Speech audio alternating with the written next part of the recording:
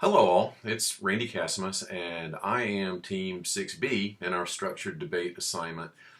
In my closing remarks here, I won't rehash the case, we're all familiar with it. What we're debating is whether or not an employee should be terminated for making a mistake in her administration of an organization's social media account. We can all agree in this case that it was a mistake, not an intentional abuse of a social media account.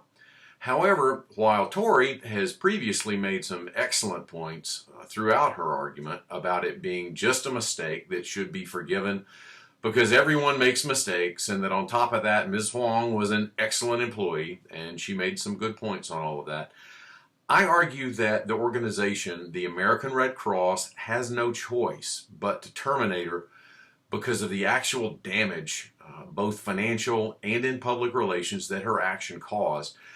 Think about the rogue tweet itself.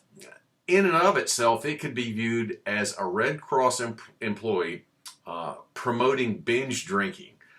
I mean, what a black eye for the organization. Look, the Red Cross is in the business of providing blood donations. Why do they need those donations? Because hospitals run through a lot of pints of blood, frequently treating victims of accidents. And how many of those accidents have alcohol as a factor? A lot. So you see the conundrum here. So a Red Cross employee tweeting about binge drinking is probably worse than a car company contractor mistakenly tweeting that the people, including those who make the cars, can't drive them. That guy got fired, by the way.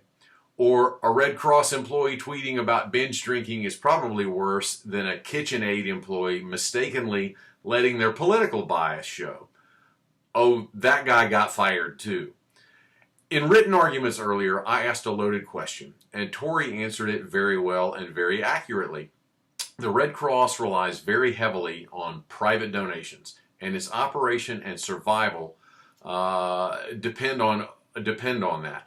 Over 86% of its $3.5 billion budget, in fact. That means if even just a few large and medium-sized donors are offended by the rogue tweet, enough to pull their pledges, it may cost, and I'll bet it did cost, millions of dollars in lost donations. Millions of dollars. And maybe not an insignificant number of donated pints of blood as well. How do you recover from that?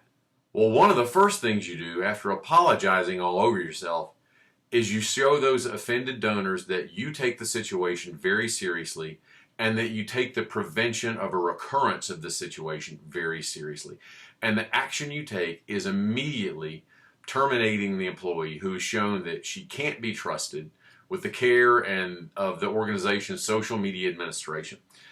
You have to show that attention to detail is a trait that you value as an employer, as an organization.